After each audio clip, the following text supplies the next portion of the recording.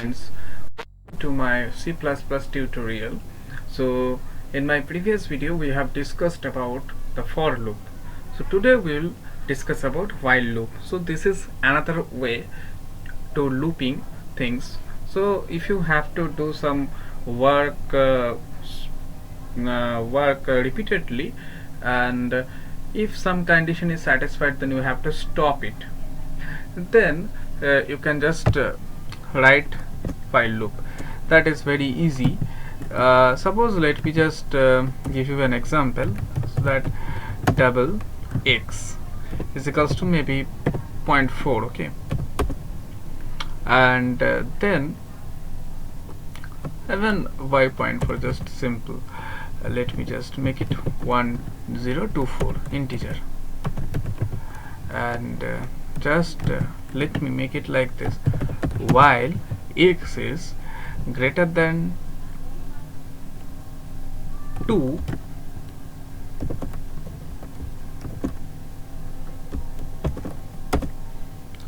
then x equals to x divided by 2. Okay, so just print x, not print like this, print means cout x and l. Okay, so you can see that, just let me run it. So this is 1024, then 512, then 256, and when this is 4, so this is greater than 2, then after that it will be that greater than 2, it is checked that when x is 4, that x greater than 4, greater than 2, that is x equals to 4. So then it is entering this loop. Then after that it is printing this x equals to 4, and after that it is divided by 2, then it will become 2. Then in the next iteration, when it will be x equals to 2, then this is no more greater than 2, this is equals to 2. So then this while loop will not work, so then it will be broken. Okay, so for that, so this will go up to 4. But if you print here that cout x, then you can see something else. That is, you can see this 2, because when this loop is broken, then it was equals to 2. So that is why after this loop, this x equals to 2. So this is how you can just execute while loops. So you can just make something interesting, like maybe just comment.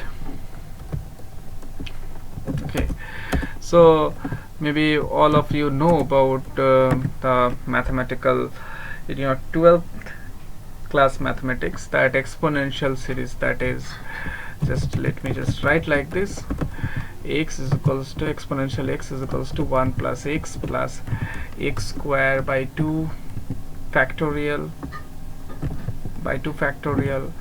plus x cube by 3 factorial, okay, and so on. So in this definition, what will happen, that if x is x to the power some n divided by n factorial will decrease, term by term it will be decreased. So it will, when n will be very large, then it will tend to 0, and then the solution will converge. The not solution, actually the value for the exponential x will converge. So this is the series expression. Okay, so this is the Taylor series expansion for exponential function. So for that, just calculate. Maybe we can calculate this series sum like this. So double answer equals to 0. So this is the initiation of answer, and then while, just write true. So then the while loop will be executed. So okay, so this true means while loop will be executed. then answer plus equals to term. Term is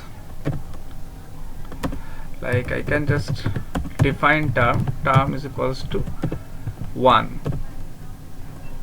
here, and answer plus equals to just similar to answer equals to answer plus term. Okay, and then term will be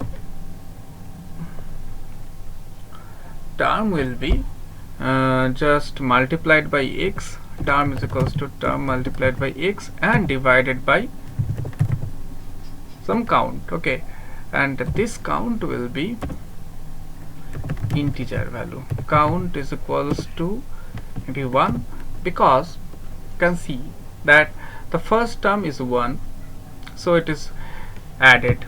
The second term will be, okay, so my x is not defined, so let me just try to calculate some for some x equals to maybe 2.0.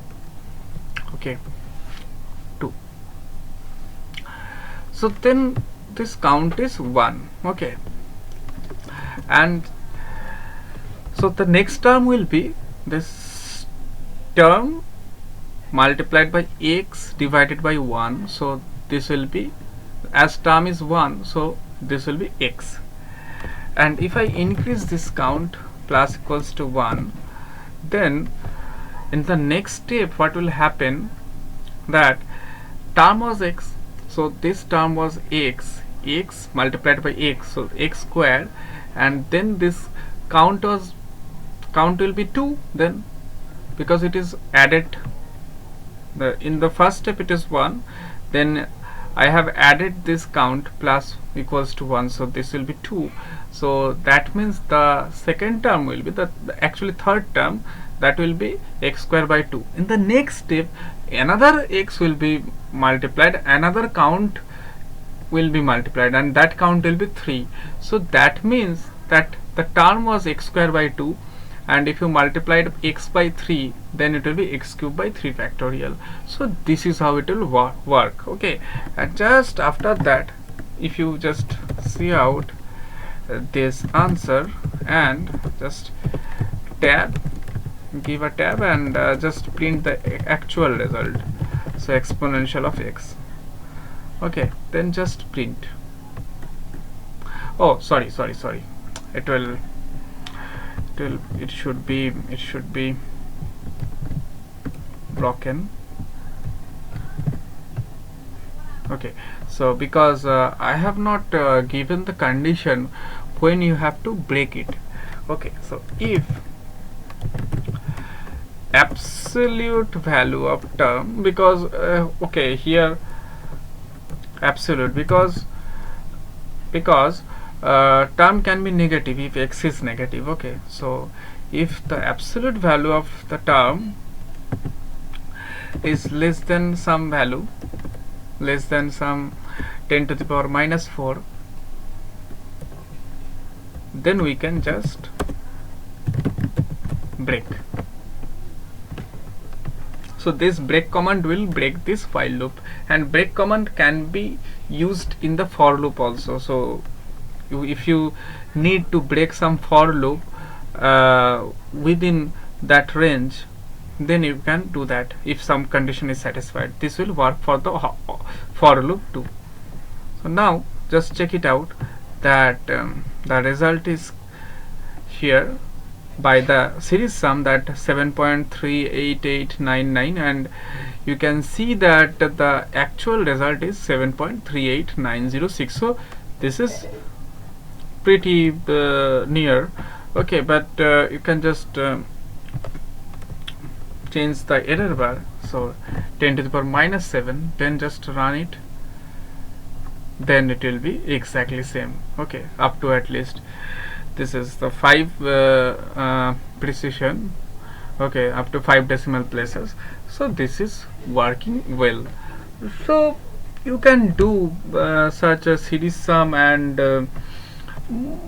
you can do repetitive multiplication, repetitive addition, repetitive anything, whatever you have to do repetitively with some manner. Okay, so it is going with some manner. Okay, so that is why it is very easier to write it in mathematical form. So now you have learned this while loop, and you can just try this if and this break condition, that if let me just tell you that you can just write it like for loop. Okay, so if count is 100, then just break. You can do like this, that if you have the 100 terms are there. Okay, so if you want 100 terms are there, then you can do as well. So you can just try at home that this break condition, how this loop breaking is working in the for loop too. Okay, so for today this is over, and you have learned this while loop. And thank you. Subscribe and share. Thanks.